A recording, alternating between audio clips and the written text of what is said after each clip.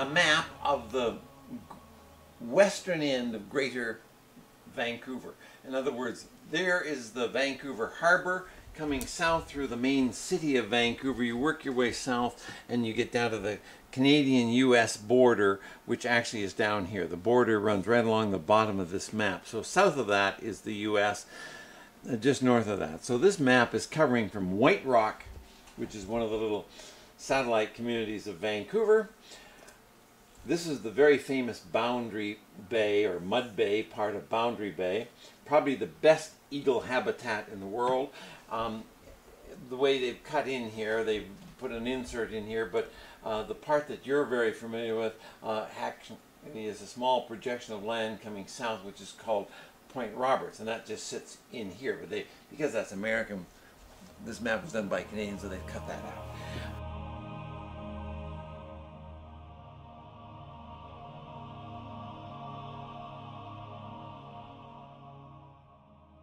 One of the interesting things are interesting because change is always a conflict for somebody. Every time there's change in something, somebody's oxen is being gored, or they feel it is.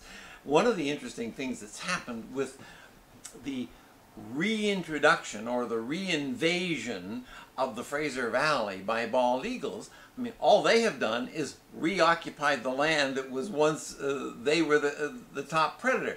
They were for a long time either shot out, then all their big nesting trees were cut down because people wanted to use these trees. Now we've had this enlightened approach that predators are positive, and we welcome the eagle back, and he's come back. Now he's got a problem. Number one, he's got a problem of not finding nest trees.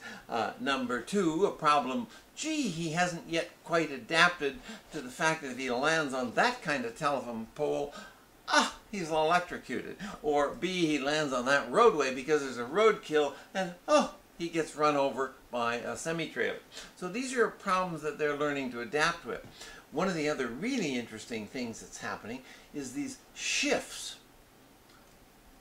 Population shifts of predators and prey, or even competitors. This area, as you can see here, the Fraser, mouth of the Fraser, all these different tributaries, every area of this low land, which is all built up from the effluent coming down, the silt coming down the Fraser, this is all delta. So it's all interlaced with ditches and dikes and water. Incredibly good habitat for little fishes, frogs, for muskrats and so on. Who likes that kind of food? Well, of course eagles do. But who got there first in terms of occupying that farmland in the people's backyard before the eagles? The great blue herons got here first, because they weren't shot as heavily as the eagles were. So one of the things that's happened in the last 50 years is great blue herons have occupied all of this area in quite big numbers. Now that the eagles are moving in, there are some natural conflicts. And I'm going to do a back in time. When I started to do flight surveys up and down the coast, when I had the float plane, 50 years ago, I have flown into every single river mouth, every estuary, from here north to into Alaska along the coast. Every inlet not only has bald eagles, but it has herons. But how many herons do you find in most of those tributaries, at the mouths of the rivers? You find 1, 2, or 3 herons in the heronry. You don't find big colonies of 50, 100, 300, 400 pairs of herons. You find 2, 3, and 4 herons. But at every river up the coast, you find a few herons. And herons and eagles lived in a kind of balance. Now what happened in the last 50 years, the eagles were all excluded from this area. First they were shot and their trees were cut down. Herons moved in, and we have now heronries, many of them we've had, that are 40, 50, 100, and a couple or three big heronries in particular are 2 and 3 and up to 400 pairs in one colony. Now, there's been a kind of shift and a conflict happen here. There's occasionally been an eagle that decided, aha, herons in the nest are good food.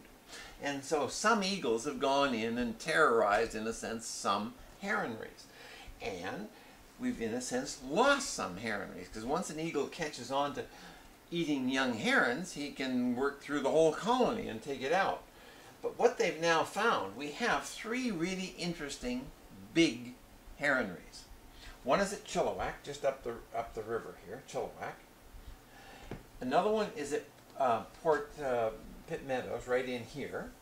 And the other big heronry colony is right here at the British Columbia Ferry Terminal, right at the edge of the ferry terminal. Now that colony, 5 years ago, used to be on the American side of the border, what the area we call Point Roberts. But about 5 years ago, they moved to the Canadian side. Just over one spring, in February and March, the whole colony moved about 3 miles north, set up their nests right along the highway, and they set their nests up, because I happened to be there watching them that week. They set their nests up all centered around a bald eagle's nest. The bald eagle's nest was there, and the herons were nesting 6, 12, 15, 20, 50, 80 feet from the bald eagle nest. That went on for 2 years. Then the bald eagle nest blew over. Just snapped off. And the bald eagles moved their nest about 200 yards down this ridge and built a new nest. The heron colony completely shifted and moved down and clustered around that bald eagle nest. These herons obviously recognized there was protection nesting close to a pair of bald eagles. Why? How? Well, the protection is obvious, that the bald eagles defend their nesting territory. They don't allow other eagles into their nesting territory. So they drive away other marauding eagles that potentially could eat young herons. Now, does that mean that this particular resident pair of bald eagles don't eat herons? No, it doesn't mean that at all. In fact, the pair, and there was a study done on this pair, the pair at Sawasan here actually took 36 young herons out of the nest site, near their nest site. But 36 out of what turns out to be the world's largest colony of herons, there's over 400 pairs. 400 pairs. They're raising over 1,000 young in that colony. So for that pair to take 36 young, it's incredibly low mortality. Where smaller colonies, of which there were many little heronries up and down the river, 12, 15, 20 birds, they often were eliminated. Where you've got big colonies, which are centered around an eagle nest, because all 3 of the big colonies of herons all have an eagle's nest in the center of the colony. Even the colony that was at Point Roberts has an eagle's nest right beside the colony. So I guess over time, herons have learned that there is a kind of balance of protection. If you get close to an eagle's nest, some of you may lose a young or two, but generally you don't lose as many young, because those eagles become the defenders of the territory and drive other eagles away. So, interesting balance.